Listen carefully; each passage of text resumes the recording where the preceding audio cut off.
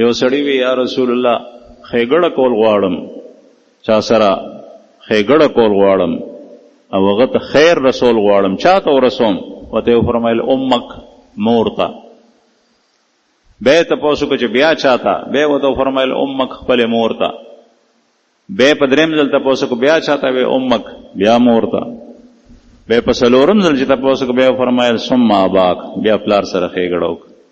ځکه چې مور تکلیفونه ډیر تیر کړي او مور زنانه ذات ته زړې نری وي، زړه کې رحم ډیر دی. پلار سختیم کولی شي او پلار سختی برداشت کولم شي او مور نه سختی کوي او نه سختی برداشت کولی شي. د هغې حق ډیر دی. بل پلار چې کوم دی نو د یو ماشوم باندې د ښځې خاوند، یعنې د ماشوم د مور او پلار جګړه شو. ښځه مرال رسول الله صلی الله علیه وسلم د پلار مرال. پلار یوی چې یا رسول الله دا زما زوی دی او زما نه پیدا دی او دا وایي چې دا به زه ځان سره بوځم، د دواړو به جدایي راغلي په منځ. دا وایي چې زه ځان سره بوځم، زما بچی دی، تاسو فیصله وکئ. رسول مور یې ووی چې ته څه وې؟ هغه وایي چې یا رسول الله چې کله ما په خېټه ګرځولو نو ده ته هېڅ تکلیف نو، ټول تکلیفونه ما ته خاوند یاد کو، ده ته تکلیف نو او ده خو خپل شهوت پوره کړی دی او ټول تکلیفونه د حمل ما پورته کړي، د پیدا کېدو.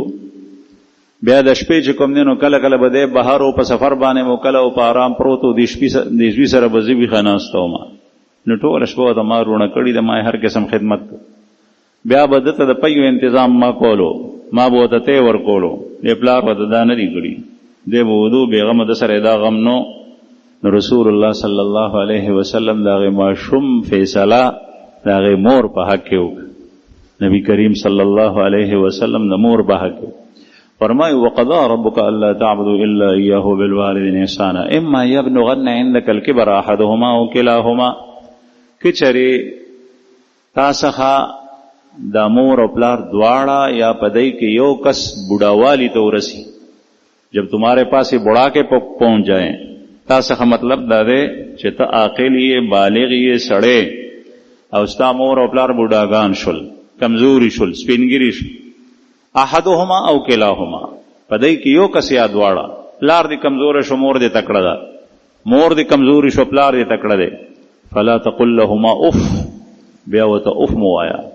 نبی کریم صلی الله علیه وسلم یو کس تپوس کو ورته وفرمایل چې ستا پلار اوسط ابواب الجنه، د جنت هغه منځنۍ یو غټه دروازه ده، ستا خوښه ده د جنت دا دروازه ځان ته خلاصې او که بندې، یعنی که پلار راضي او خوشحال ساتې نو جنت دروازه دې خلاصه، هغه حفاظت کې. او که چېرې پلار خفه کې نو د جنت هغه دروازه ځای کې. او ستا خوښه ده دې دوو خبرو کې ځان دپاره د یو انتخاب وکړه. نو فرمایي فلا تقل لهما اف، اف ورته مو وایه. اف دا چې مور او پلار تا ته خبره وکړه، په تا باندې بده ولګېده او وسویلی دې وکړو. حضرت عبدالله ابن عباس رضی الله عنه فرمایي، یو روایت کې مفسرینو لیکلي دي چې علي صاحب فرمایي چې که الله جل شانه څخه د دې اف نه زیات باریک یو بل عمل وی چې هغه د دې نه انتهایي کمزوری وی نو هغه به یې دلته ذکر کړی و.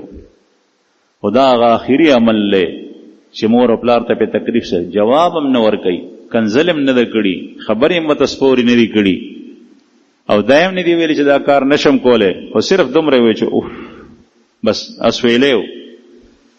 دې سره الله جل شانو نسنه ځکه علما وایي چې اوف ویل مور او پلار ته حرام دي. نو چې اوف ویل ورته حرام دي، زه نو تاسو ته تپوس کوم چې رټلې څنګه دي؟ هغه خو د هغې نه زیات حرام دي.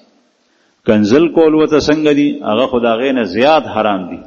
رسول الله صلی الله علیه وسلم فرمایي د الله لعنت دی وي په هغه کس باندې چې څوک پلار ته کنزل کوي، د الله لعنت دی وي په هغه کس باندې چې څوک مور ته کنزل کوي. او کوم سړی چې دا عمل کوي د هغه اعمال نه قبلي. فلا تقل لهما اف ولا تنهرهما، او مې رټا، وقل لهما قولا کریما، وقل لهما قولا کریما، نرمې پستې خبرې وسره کوه، نرمې او پستې خبرې. واخفض لهما جناح الذل من الرحمه، او خپلې د ذلت وزرې د مهربانۍ دی ته ټیټوا، دا لغوي ترجمه ده، مطلب دا دی چې د هغې په منځ کې عاجزي کو. یو حدیث مبارک مې کتو په هغې کې دي چې کله د یو بچی د یو زوی د یو سړي مور هغه سره خبره کوي او چې کله بوډاګان شي کمزوري شي نو بیا خو یې اواز نه روځي او دا زوی د مور سره داسې نږدې شي او داسې ټیټ شي ورته غوږ ورسره نږدې کړي چې څه وایي دا مور مې، نو وایي د ده دا عمل له الله جل شانه دومره خوښ دی چې یو کس د الله جل جلاله د دین د اعلا دپاره د کافرو سره جنګیږي په میدان د جنگ کې د هغه د قتل او د زخمی د کېدو خطر او یره ده د هغه نه هم د عمل افضل دی. دا داسې لکه مجاهد چې په میدان کې جنګي، دا عمل له الله جل شانه دومره خوښ. ځکه قرآن کریم کې الله پاک فرمایي واخفض لهما جناح الذل من الرحمه، د مور او پلار په مخ کې عاجزي کوه.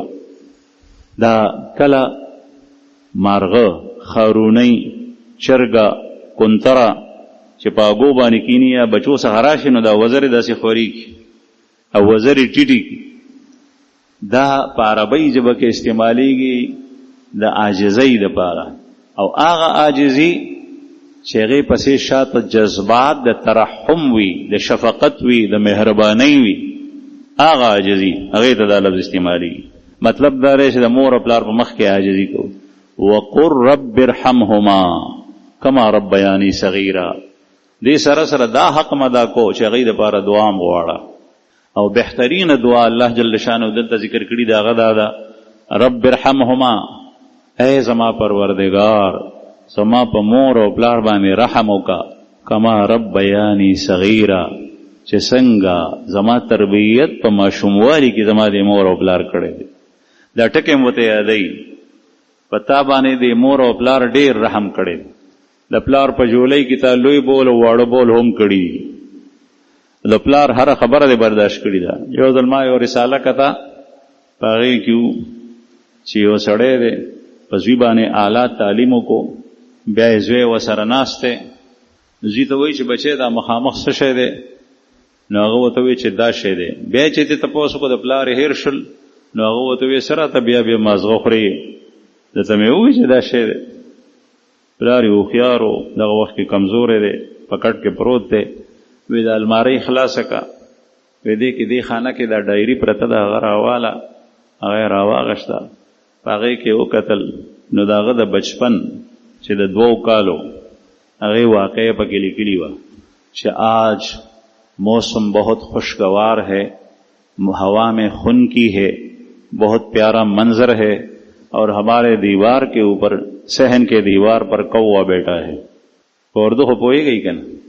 په وایي چې نن موسم ډېر ښکلی دی، مزېدار دی، او زمونږ د غولي په دیوال باندې کارغه ناست دی، او زما زوی زما په جولۍ کې دی، او ما ته وایي هغه لږې لږې خبرې کوي، ما ته وایي چې پلاره بابا یا بابا جان یا هر څه چې ورته وایي دا څه شی دی؟ نو زه ورته وایم چې دا کارغه دی. بیا ما ته وایي چې دا څه شی دی؟ زه ورته وایم کارغه دی. بیا په 3م ځل وایي چې دا څه شی دی؟ ما ورته وایي چې کارغه دی. بیا په 4م ځل وایي، هغه ډایري کې هغه ټول لیکلي وی ده مانا 13 پیرے تپوس کو 30 دفعہ اس نے پوچھا کہ یہ کیا ہے، دا څه شی دی؟ وی ما ورته هر ځل جواب ورکولو چې کارغه دی، او د ډومبي جواب په ځای په 2م زه ډېر خوشحالېدم، او د 2م په ځای په 3م تپوس زه نورم خوشحالېدم، په آخري باندې ډېر خوشحالېدم چې زما بچی دومره شو چې هغه خبرې کولی شي. دا رحم دی، دا شفقت دی چې د مور او پلار په زړه کې د خپل اولاد دپاره وي. ورته وی چې هغه زوی وکتل سر یې ټیټ کړی و، ورته یو دا معامله ده چې ما تا سره کړې، یو دا ده چې ما یو ځل تپوس وکړو په دوماره مې کول، نو ته ما ته وایې چې مازغه دې خراب دی، یو ځل خو مې درته ووایي. بهرحال الله جل شانه فرمایي وقل رب ارحمهما، سره د خدمت د الله جل شانه د مور او پلار دپاره دا دعا غواړه چې ای زما پروردګار په دوی باندې رحم وکړه، مهرباني پې وکړه. رحم داسې شی دی زما عزتمنو چې الله جل شانه په چا باندې وکړي نو هغه هر څه سم شي، اس کا بیڑا پار ہو جاتا ہے جس پر اللہ نے رحم نازل کیا. ذکر دا اللہ جل شانہ پا اسماء صفاتیو کے دا اسم ذات سرا پا بسم اللہ الرحمن الرحیم کے آغا دو نمون ذکر دی چی دا غی مادہ اشتقاق رحم دا. بسم اللہ الرحمن الرحیم الله دا اسم ذات دی، الرحمن صفتی نوم دی د الله، الرحیم صفتی نوم دی، او د دواړو ماده اشتقاق او مشتق منه هغه رحم دی، مهربانی. دا د قرآن کریم د شروع کېدو کې چې کوم سورت ته سورت الفاتحه د هغې په ابتدا کې دا ذکر دی الحمدلله رب العالمین الرحمن الرحیم. دا الله جل جلاله چې د خپلو مخلوقاتو ربوبیت او پرورش کوي، پیدا کړي دي، پالي یې، په هغې کې د هغه کوم صفت غالب دی؟ الرحمن الرحیم، صفت رحم په هغه کې غالب. دا د الله جل شانه رحم دی، مهربانی ده. چې کافر سره د خدای د نافرمانی، د شرک، د بت پرستی، د الله د انکار او د تکذیب، الله جل شانه هغه ته په دنیا کې مال ورکړی دی، رزق ورکړی دی، جوړه جامه ورکوي، خوراک څښاک ورکوي، ښه مزیدار ځایونه یې ورکړي. دا دغه رحمانیت دی، رحم دی. او مومن باندې په دنیا کې او په آخرت کې بیا، په آخرت کې بیا د کافر د پاره نشته. حضرت ابو بکر صدیق رضی الله عنه یو ځل خپل بچی ام المؤمنین حضرت عائشہ رضی الله عنها تا او فرمایل، وته چې بچی چې کله د غمونه او قرضونه در باندې ډیر شي نو بیا دا دعا وایا، اللهم یا فارج الهم ویا کاشف الکرب مجیب دعوت المضطرین رحمان الدنیا والآخرہ انت رحمانی فرحمنی رحمتا تغنینی بها عمن سواک. اللهم یا فارج الهم، اے اللہ، اے د فکرونو سوچونو ختمون کیا، ویا کاشف الکرب، او اے د بیچینی لری کون کیا، تکلیفون لری کون کیا، مجیب دعوت المضطرین، او د مستر لاچار او مجبور خلکو، مستر هغه ته ویل کېږي چې هغه آخري حالت وي، بس د لوږې نه مري، د تندې نه مري، د تکلیف نه مري، د ظالم د ظلم نه مري، داسې حالت ته رسېدلی. د هغوی دعا قبلون کیا، رحمان الدنیا والآخرہ، او اے د دنیا او د آخرت رحمان ذات، مهربان ذات، انت رحمانی، ته زما رحمان په ما مهربانه، فرحمنی رحمتا، په ما باندې داسې رحم نازل کې، تغنینی بها عمن سواک، چې ما د نورو نه مستغنی کی، چاته مې ضرورت دی، په خلکو پسې مې یا الله مه ګرځو، دته ځه دته ځه دته ځه دته سوال کو دته سوال کو نه. وی چې دا دعا بچی وایا چې څومره قرضونه دي وي او څومره تکلیف او غم یې هغه خدای لرې کوي، خو یقین سره ویل بقار. او بیا دا ووی چې دا دعا زه نبی کریم صلی الله علیه وسلم څخه ناستم، ما ته رسول الله صلی الله علیه وسلم قولی و، دا دعا یې ابوبکر صدیق ته قولی ده. ابوبکر صدیق صرف څومره مینه و رسول الله صلی الله علیه وسلم سره، او د الله د رسول څومره. رسول الله صلی الله علیه وسلم په یو موقع باندې وفرمایل چې دنیا کې ما سره چا څه احسان کړی دی، د هغه د احسان بدله ما کوزه کړې ده، سوا د ابوبکر نه چې د هغه د احسان بدله ما نه ده کوزه کړې، هغه به خدای کوزي. نو عرض مې دا کولو زما عزتمندو چې د مور او پلار حق تلفي نن سبا په معاشره کې ډېره زیاته کېږي. باقي آخرت ته د آخرت معامله الله جل شانه به فیصلې کوي، ستا مور او پلار تا سره زیاتې کړي، کله زیاتې نه دی وایي زیاتې. په ژوندون باندې زوی راشي پلار ته وایي زما ستا په مال کې زما کومه برخه ده هغه راکړه. هلکه تا پلار سره شریک خور وې، ته د پلار نه پیدا یې، ته د هغه نه مخکې پیدا یې. د پلار په مال کې خو ستا برخه هله ده چې کله ستا پلار مړ شي، ستا پلار مړ شي هله یې برخه.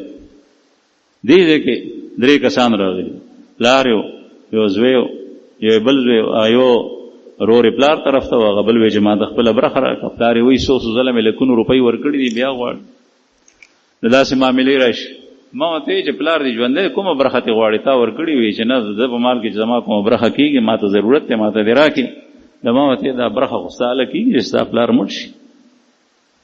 دغه وخت خو د مال مالک هغه دی، د هغه ځمکه ده، ټوله ځمکه خرڅوي او که چاته اسې ورکوي خوښه ده. البته هبه او بخشش که چاته اسې ورکوي او بچي محرومه کوي نو ښه نه کوي، لیکن مالک دی، دنیایي حکم لاګو کېږي.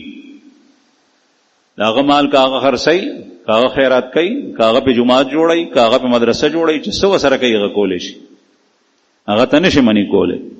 نو عرض مې دا کولو زما عزتمندو چې الله جل شانو خپل حق سره د مور او پلار حق ذکر کړی دی. ستا خپله کومه ذمهداري ده هغه ته کو. مونږ عموما دا وایو چې زما دې سړي پورې کوم حق دی هغه دې ما ته راکړي، او زما چې د سره د دې چې ما سره کوم حق دی د هغې د کولو کوشش دې کړي. ما سره رکشه ده او په کږه لار روان یم او مخې ته راته بل کس ګاډی رالو، هغه په سمه لار را روان دی، نو زه ورته یم چې ظالمه مخه دې راته بنده کړه، مخه راته خلاصه کړه. ظلم کې زه ویم چې دا زما حق دی او دی دې ما ته مخه خلاصه کړي، حالانکې ظالم زه یم چې ما رکشه په غلط رخ باندې په غلطه لار روانه کړه، د هغه خو خپل لاس دی په هغې باندې راځي. ته د تیلو د بچ کولو دپاره ته ټیک ته غریب سړی، خو چې کله ته په غریبوالي کې په غریبۍ کې په فقر کې دا کارونه کې، ستا په مال کې به د الله جل شانو د طرف نه بالکل برکت نی، مال به دې بې برکت، لګیم ګټې په هغې کې به برکت دی. او چې کله ته د خلقو ته د الله مخلوق ته اذیت نه ورکې، د هغې حق ادا کې، الله جل شانو به ستا په لږ مال کې برکت واچي. واخر دعوانا الحمد